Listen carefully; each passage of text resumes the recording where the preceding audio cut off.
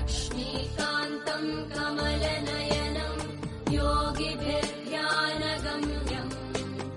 वन्दे विष्णुं भवभयहरं सर्वलोकैकनाथं शान्ताकारं भुजगशयनं पद्मनाभं सुरेशम् विश्वाधारं गगनसदृशं मेघवर्णं शुभाङ्गम् लक्ष्मीकान्तं